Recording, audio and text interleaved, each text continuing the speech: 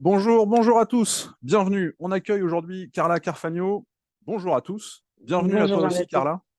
merci. Comme tu le sais, je cherche à donner le maximum de tuyaux sur LinkedIn pour permettre aux gens d'optimiser leur temps. Alors, pas seulement mes clients, mais vraiment tout un chacun. Avant d'en arriver à ce sujet, est-ce que tu veux bien nous expliquer quel est ton métier, celui pour lequel on te connaît? Ouais, avec plaisir. Donc, moi, je suis Carla, cofondatrice et CMO de Vini Deli, qui est une app qui t'aide à choisir ton vin au supermarché. C'est vraiment super simple. En fait, à l'inscription, on te pose des questions du quotidien qui n'ont absolument rien à voir avec le monde du vin, du type comment tu bois ton café ou comment tu bois ton thé. Et avec ceci, on sait quel vin tu vas aimer.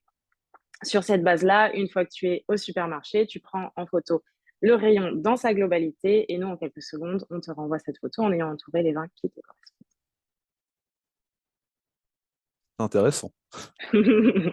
Ça aide beaucoup de gens, en tout cas. Et puis, en plus, là, on est en plein dans la période de Noël, donc ça veut dire que si on a besoin de trouver les vins à ramener pour impressionner belle maman, on télécharge l'appli tout de suite Exactement. et on s'en sert. Ok. C'est Est-ce que, gratuit, profitez-en. alors on y va. Est-ce que ce métier te laisse le temps pour vivre des passions qui ont peut-être pas de rapport avec ce métier, avec la vinologie ou l'œnologie de manière générale? Ouais, évidemment. Bon, déjà, mon métier me passionne beaucoup. Donc, c'est forcément une première passion. Euh, mais j'ai aussi une vraie passion de toujours pour le sport. Je pratique maintenant la musculation de manière régulière depuis plusieurs années. Et je joue aussi au tennis. Un petit peu moins quand j'étais plus jeune. J'ai plus le temps de faire de compétition. Mais voilà, je continue d'avoir cet équilibre sportif qui est hyper essentiel à, à mon quotidien et à ma forme aussi. Donc, euh, donc ouais, ça me laisse. En tout cas, je prends le temps de vivre ces passions aussi à côté de mon métier. Ok. Alors, direct au but, comment tu fais pour gérer ton temps? Quel serait ton secret pour vivre autant de ces passions sans délaisser ton métier et puis les autres obligations qu'il peut y avoir derrière, ce qui pourrait peut-être aider les personnes qui nous regardent?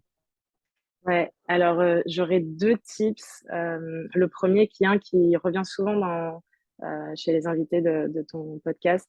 J'ai un agenda qui est une œuvre d'art. Il y a des couleurs partout, il y a des éléments un petit peu partout. Je mets absolument tous les éléments de ma vie dans mon agenda. Le pro a une couleur, le perso a une couleur, le sport a une couleur, les temps que je passe dans les transports ont une couleur.